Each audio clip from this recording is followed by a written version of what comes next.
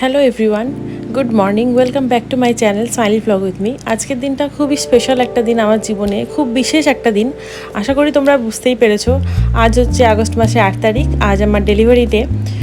তো মায়ের কাছেই আছি, এখান থেকে নার্সিংহোমের জন্য বেরোবো। সকাল 8টায় টাইম দেওয়া ছিল। ঠাকুর সকালবেলাতে স্নান সেরে ফ্রেশ হয়ে একদম ঠাকুর প্রণাম করে বাড়ি থেকে বেরিয়ে পড়লাম। সঙ্গে মা, দিদি আর বাবা যাচ্ছে, আর অর্ণব আর জামাইবাবু বাইকে করে যাচ্ছে। আমার বাড়ি থেকে নার্সিংহোমের রাস্তা একদম সোজা।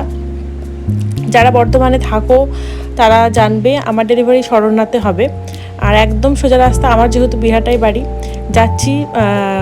খুব বেশি যে ভয় লাগছে এখনও অবধি সেটা ফিল করিনি, কিন্তু নার্সিংহোমে যেই এন্টার করলাম তখন থেকে আস্তে আস্তে একটু ভয়টা বাড়তে শুরু করলো। কোথাও সব কিছু মিলিয়ে কীরকম যে একটা ফিলিংস হচ্ছে মানে বলতে পারবো না। এক্সাইটমেন্ট আছে, ভালো লাগা আছে, নার্ভাস লাগছে, আর ভয়ও লাগছে। মানে একটা অদ্ভুত ধরনের ফিলিংস। শারীরিক কষ্ট তো আছেই তার মধ্যে।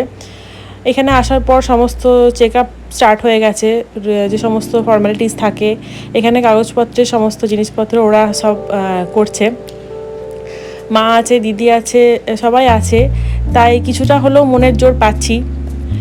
আর কি বলবো, মানে এই ব্লগটা এখন আমি দিচ্ছি, এডিট করছি, এখন প্রায় 1 মাস হতে চলেছে, কিন্তু তাও এই সময়গুলো, এই ভিডিওগুলো দেখলে যেন মনের মধ্যে কোথাও একটা সেই সময়টার কথা মনে পড়ে যাচ্ছে, সেই ভয় লাগাটা, সেই নার্ভাসনেসটা। আর আমার এখানে 3 তলায় কেবিন নেওয়া ছিল, তো আমাকে একাই প্রথমে কেবিনে নিয়ে চলে গেছিলো অনেকক্ষণ আগে। আমি যেহেতু ফোন নিয়ে যাইনি, তো আমি আমার একার ভিডিওটা আর করতে পারিনি। পরে মা, বাবা, অর্ণব, দিদি এরা সবাই পরে গিয়ে আমার কেবিনটা দেখলো। আর কি বলবো, মানে আজ এতদিনের অপেক্ষার অবসান হতে চলেছে, এতদিনের ওয়েট আজকে শেষ হবে। এটা হচ্ছে আমার কেবিন, এই যে এখানে এখনও আমাকে ওটিতে নিয়ে যাওয়ার জন্য সমস্ত প্রিপারেশান চলছে। ড্রেস পরিয়ে দেওয়া হয়েছে, প্রেশার চেক হচ্ছে। আর এখানে আমি হাসছিলাম কারণ আমি আগের দিন রাতেই আবার 2 হাতে ভালোভাবে নেল পালিশ পরেছিলাম। আর ওখানে গিয়ে ওরা বলছে যে যেহেতু আঙুলে নেল পালিশ পরলে হবে না, নেল পালিশটা রিমুভ করতে হবে, তাই ওখানের মাসিরাই সমস্ত নেল পালিশ রিমুভার নিয়ে এসে রিমুভ করে দিচ্ছিল।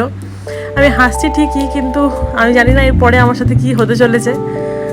আর এই ভিডিওটাতে ভয়েস ওভার দিতে গিয়েও যেন আমার কোথাও মানে কি বলবো, আমি পরিষ্কারভাবে কথাও বলতে পারছি না।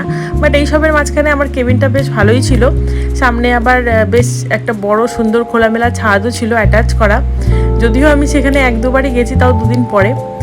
আর এখানে সব ডকুমেন্টসে সই করে দেওয়ার ব্যাপার ছিল, এখানে অর্ণব সব কিছুতে সই করলো। তারপর আমার কাছেও নিয়ে গেছিলো সেই কাগজপত্রগুলো, সেগুলো আমিও সাইন করে দিলাম। মানে এই বাইরের ভিডিওগুলো সব কিছু দিদি রেকর্ড করেছে, কারণ ফোনটা আমার কাছে ছিল না। আমি দিদিকে বলেছিলাম যতটা যা পারবি। ও অলরেডি একটা মানে টেনশন কাজ করছিল ওর মধ্যে, তাও আমার কথার জন্য ভিডিওগুলো করেছে বলেই আমি আজকে এইটুকু জিনিসও তোমাদের সাথে শেয়ার করতে পারছি। এখানে মা সমানে আমাকে বোঝাচ্ছে, বলছে, হ্যাঁ, তাই মা যতক্ষণ কাছে ছিল আমি অনেকটা রিল্যাক্স ফিল করেছিলাম। আর কেবিনটাতে টিভি ছিল, সব কিছু ছিল। দিদিকে বললাম ভালো করে একটু ভিডিওটা কর, পরে আমি ভালো করে শেয়ার করব। তখন তো কিছুই মাথাতে নেই, মানে কি হচ্ছে না হচ্ছে। আগে থেকে অনেক কিছু প্ল্যান করে গেছিলাম যে এই করব, এইভাবে ফটো তুলবো, এইভাবে ভিডিও করব, কিন্তু ওইখানে গিয়ে মানে আর কিচ্ছু মাথায় নেই, পুরো ব্ল্যাঙ্ক। মানে আমার মাথাতে আর কিচ্ছু নেই। তো মাকে বললাম যে একটুখানি যাও, বাইরেটা ঘুরে আসো। তো এই হচ্ছে বাইরের সিনারি, একদম হাই রোড পুরো দেখা যায় এখানে ছাদ থেকে। যদিও আমি এখানে 2 দিন পরে গেছিলাম। সময় যত এগিয়ে আসছে আমার তত মানে কি বলবো, একদম হার্টবিট বেড়ে যাচ্ছে।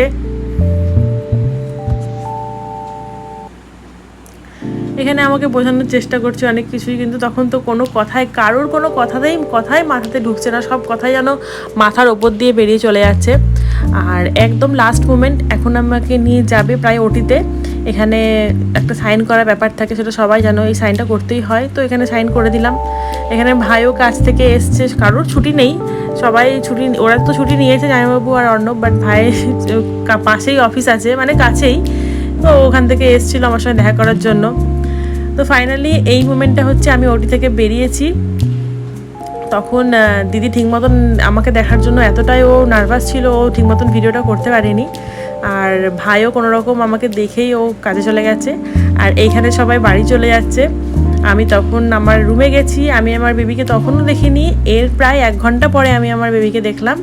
তো আজকের ব্লগটা এইটুকুই তোমাদের সাথে শেয়ার করলাম। নেক্সট ব্লগে তোমরা জানতে পারবে যে আমার বেবি বয় হলো নাকি বেবি গার্ল হলো, আর কেমন কি না সব কিছু নেক্সট ব্লগে শেয়ার করব।